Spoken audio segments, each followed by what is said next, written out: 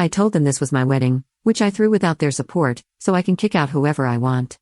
Kip came rushing to defend me and even told my parents they should be ashamed of how they treated me, but over the past few days, a lot of people I've talked to, grandparents, aunts, uncles, friends, have been mixed.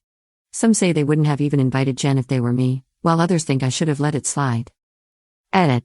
I figured people would assume this, but I did not ask my guests to dress head to toe in their assigned color. I completely understand that people might not have yellow formal wear lying around.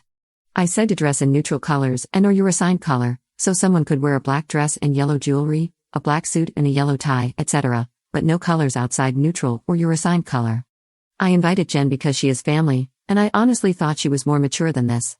I did not know she hated the color yellow when I chose the color scheme. She was the only person who did not follow the color scheme.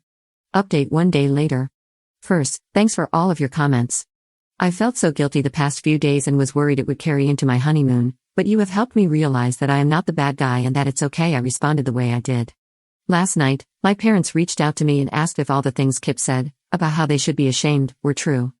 At that point, I told them how my upbringing had impacted me, and how my wedding was supposed to make up for the parties I never had as a kid, and the decisions I never got to make. For the first time, I was able to call all of the shots and make everything exactly the way I wanted it to be.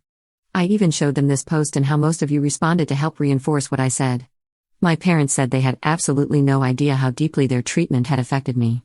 This is somewhat fair because I never really talked to them about it, but at the same time, I feel like they should have wondered why I left home as soon as I could, never came back, and hardly ever texted or called them. They said they feel so sorry about it and are now planning a vacation with them, myself, and Kip for next summer to make up for it. I'm trying not to get my hopes up, but at least now it looks like they're making an effort.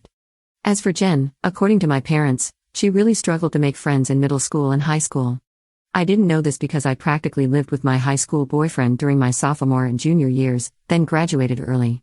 Jen repeated a year in elementary school due to trauma, so we were 5 grades apart despite only being 2.5 years apart.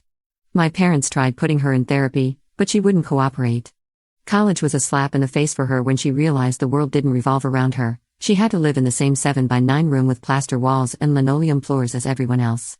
She dropped out after a year and tried getting a job, but got fired after a few months. At that point, my parents realized they had really screwed up.